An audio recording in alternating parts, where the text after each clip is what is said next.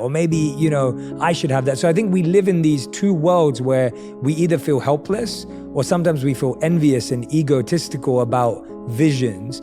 How did you allow yourself, or how did you develop that ability that even though around you there wasn't that much success, there was more stress, but you saw Mr. Austria and were able to do that? Have you ever figured out what that was compared to everyone else you grew up around? I just can tell you I was very unhappy. Yeah. I was unhappy with the reality of what was around me.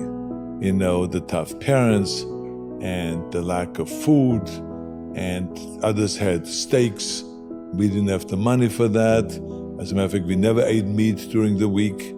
Now, today they would say, oh, this is really good because you were vegan as a kid, but it was more because of a lack of money.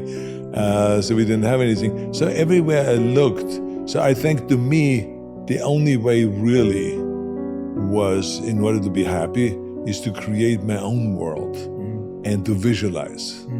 That's why people sometimes read a lot, because they want to escape into another story, or the day they watch movies to go and to see to escape into another story and all this stuff. For me, that wasn't available.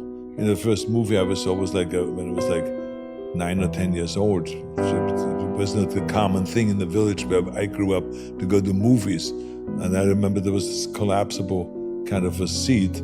I just fell right down on the floor because I had never even heard of a collapsible seat. That you have to fold it down. Yeah. So I folded it down, then waited a little bit, and then of course it went back up again. And I went right down on to the floor. So because of that world, that negative world, I had to kind of create my own world. So I was just always daydreaming of wonderful things. So I developed that art, and it put a smile on my face. Yeah. So clearly when I then saw Mr. Austria or Mr. Universe, and I saw this guys and saw photographs of it and read about it in the magazines, I created my vision. And I saw in that vision myself being up on that stage.